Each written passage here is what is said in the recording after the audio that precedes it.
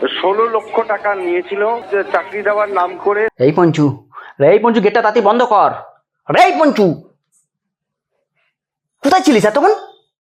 বাবু জানালা বন্ধ করতে গেছিলাম, যদি ঢেল ছড়ে। ওরে চাকরি আমি চুরি করেছি, ওরা আমাকে খেলাতে আসছে পাড়ার লোকে, তাতে গেটটা বন্ধ কর। আসলে বাবু ওরা যখন চাকরির টাকা দিতে আসতো না, আমিও গেট পাসের জন্য 1000 টাকা করে নিতুম তো। কি পিস মাল রে, উঠাইয়ে না।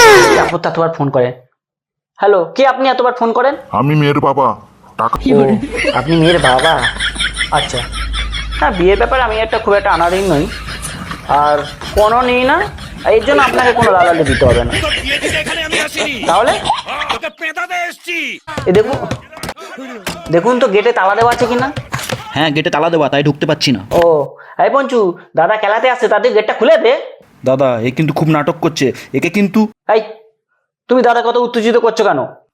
কার মেয়ের চাকরি গেছে? আমার মেয়ে। টাকা দিয়েছেন?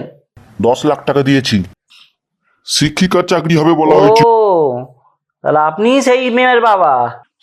তা আপনার মেয়ে আপনাকে শিক্ষা দেয়নি যে দালালে সে কখনো পিছনে লাগতে নেই? 10 লাখ টাকা দিয়েছি, ফেরত দে আমায়। শিক্ষিকার বাবার আবার বড় গলা। শুনুন, এই যে আপনি আমার বাড়ির সামনে এসে যে তামাশাটা করছেন না, যে কাণ্ড কারখানা করছেন না, তাতে তো আপনার মান সম্মান নাও থাকতে পারে, আমার কোনো মান সম্মান নেই। শুধুমাত্র চেঁচাচ্ছেন কেন? আবার বলছি, টাকা ফেরত দিবি কিনা বল। আবার বলে টাকা ফেরত দিন, টাকা ফেরত দিন। আরে দাদা, ওটা চুরির চাকরি, আপনি চোরাই মাল কিনেছেন, মাল বিক্রি করার পর মালের দায়িত্ব আরো হিট। তো চোরাই মাল কিনেছেন আপনি, তো চোর এখন যে পুলিশ এসে আপনার যার মাল সে নিয়ে গেছে, এবার আপনি বুঝুন, ওটা তো লুকিয়ে রাখতে হয় যত সব।